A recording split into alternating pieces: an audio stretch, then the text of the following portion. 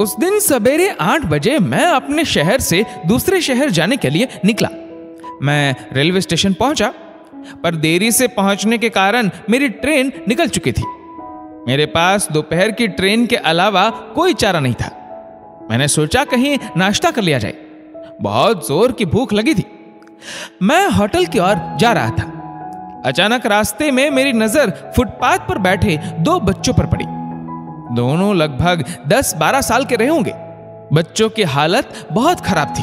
कमजोरी के कारण अस्थि पिंजर साफ दिखाई दे रहे थे। वे भूखे लग रहे थे।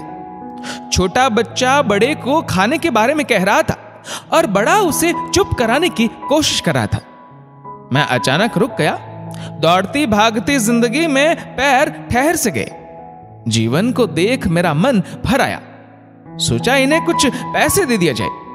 मैं उन्हें 10 रुपए देकर आगे बढ़ गया। तुरंत मेरे मन में एक विचार आया, कितना कंजूस हूं मैं। 10 रुपए से क्या मिलेगा? चाय तक ढंग से न मिलेगी। स्वयं पर शर्म आई। फिर वापस लौटा। मैंने बच्चों से कहा, कुछ खाओगे? बच्चे थोड़े असमंजस में पड़ गए। जी, मैंने कहा, बेटा मैं नाश्ता करने जा रहा हूं, तुम भी कर लो। वे दोनों भूख के कारण तैयार हो गए। मेरे पीछे पीछे वे होटल में आ गए। उनके कपड़े गंदे होने से होटल वाले ने डांट दिया और भगाने लगा। मैंने कहा, भाई साहब उन्हें जो खाना है उन्हें दो, पैसे मैं दूंगा। होटल वाले ने आश्चर्य से मेरी ओर देखा। उसकी आंखों में उसके बर्ताव के लिए शर्म साफ दिखाई दी। बच्चों ने नाश्ता, मिठाई व लस्सी मांगी। सेल्फ सर्विस के कारण मैंने नाश्ता बच्चों को लेकर दिया। बच्चे जब खाने लगे, उनके चेहरे की खुशी कुछ निराली ही थी। मैंने भी एक अजीब आत्मसंतोष महसूस किया। मैंने बच्चों को कहा, बेटा अब जो मैंने तुम्हें पैसे दिए हैं उसमें 1 रुपए का शैम्पू लेकर हैंडपंप के पास नहा लेना और फिर दोपहर शाम का खाना पास के मंदिर में चलने वाले लंगर में खा लेना। मैं नाश्ते के पैसे चुकाकर फिर अपनी दौड़ती दिनचर्या की ओर बढ़ निकला। वहां आसपास के लोग बड़े सम्मान के साथ देख रहे थे। होटल वाले के शब्द आदर में परिवर्तित हो चुके थे। मैं स्टेशन की ओर निकला। थोड़ा मन भारी लग रहा था।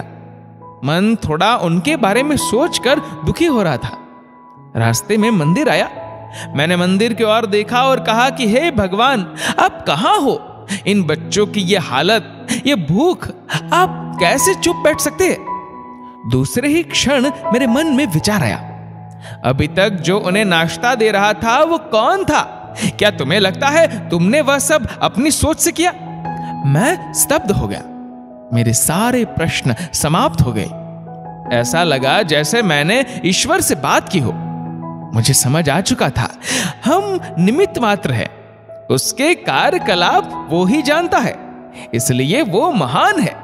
भगवान हमें किसी की मदद करने तभी भेजता है जब वह हमें उस काम के लायक समझता है। ये उसी की प्रेरणा होती है। किसी मदद को मना करना वैसा ही है जैसे भगवान के काम को मना करना। खुद में ईश्वर को देखना ध्यान है, दूसरों में ईश्वर को देखना प्रेम है, ईश्वर को सब में और सब में ईश्वर को देखना ज्ञान है। दोस्तों, इस वीडियो को लेकर आपकी क्या राय है नीचे कमेंट करके जरूर बताइएगा। और अगर आपको वीडियो अच्छा लगा हो तो इस वीडियो को लाइक करेगा, शेयर करेगा ज्यादा से ज्यादा लोगों तक। और ऐसे ही और भी स्पिरिचुअल वीडियोस के लिए सब्सक्राइब करें हमारे यूट्यूब चैनल को और फेसबुक पर फॉलो करें हमारे पेज को। धन्यवाद।